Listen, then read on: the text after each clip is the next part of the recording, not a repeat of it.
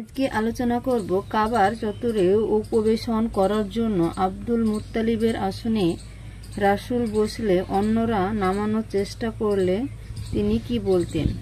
এই ধরনের প্রশ্ন এবং উত্তর আজকে আলোচনা করব।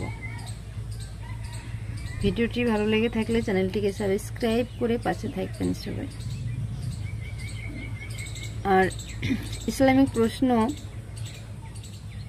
এবং উত্তর আপনাদের কাছে প্রতিদিন শেয়ার করার চেষ্টা করব।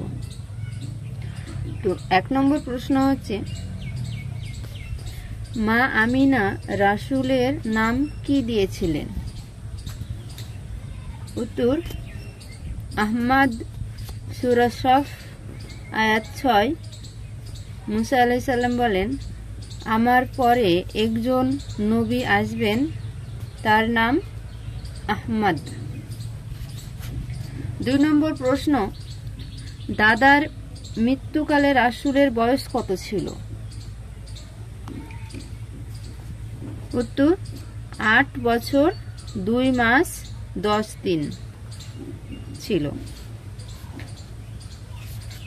3 নম্বর প্রশ্ন, দাদার মৃত্যুর পর রাসূলের অভিভাবক কে নেন?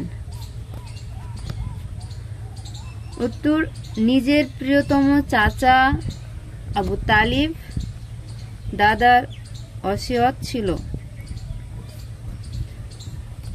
4 নম্বর প্রশ্ন, দুর্ভিক্ষের কারণে আরববাসীগণ আবু তালিবকে কি বললেন? উত্তর, হে আবু তালিব, চলুন বৃষ্টির জন্য সকলে মিলে আল্লাহর দরবারে প্রার্থনা করি। 5 নম্বর প্রশ্ন, বৃষ্টির জন্য আবু তালিব কি করলেন? উত্তর, আবু তালিব মুহাম্মদ এর পিঠ কাবার দেয়ালের সাথে লাগিয়ে হাতের আঙুল ধরে প্রার্থনা করতেই মেঘমুক্ত আকাশে হঠাৎ মেঘ হয়ে মুষলধারে বৃষ্টিপাত শুরু হলো। 6 নম্বর প্রশ্ন, এই ধরনের বা এই ঘটনার জন্য আবু তালিব ভাতিজাকে লক্ষ্য করে কি বলেন? উত্তর, সে তো সুন্দরের প্রতীক, তার চেহারা মুবারক দ্বারা রহমতের বাড়ি কামনা করা হয়, সে ইয়াতীমদের আশ্রয়স্থল আর বিধবাদের অভিভাবক। 7 নম্বর প্রশ্ন, রাসূল কত বছর বয়সে চাচা আবু তালিবের সাথে ব্যবসায় শামসিয়া দেশে যেতে চান? উত্তর, 12 বছর। কেউ বলেন 12 বছর 2 মাস 10 দিন। 8 নম্বর প্রশ্ন, বসরাস রাহেবের নাম কি ছিল? উত্তর, জার্জিস। 9 নম্বর প্রশ্ন, জার্জিসের উপাধি কি ছিল?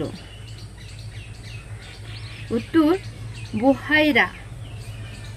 10 নম্বর প্রশ্ন, কাবার চত্বরে উপবেশন করার জন্য আব্দুল মুত্তালিবের আসনে রাসূল বসলে অন্যরা নামানোর চেষ্টা করলে তিনি কি বলতেন? উত্তর, এ শিশু কোনো সাধারণ শিশু নয়, তাকে তার স্থানে বসতে দাও, এই কথা বলতেন। আজকে এই পর্যন্ত, আবার পরের ভিডিওতে আরো নতুন ইসলামিক প্রশ্ন এবং উত্তর আপনাদের সামনে আলোচনা করব।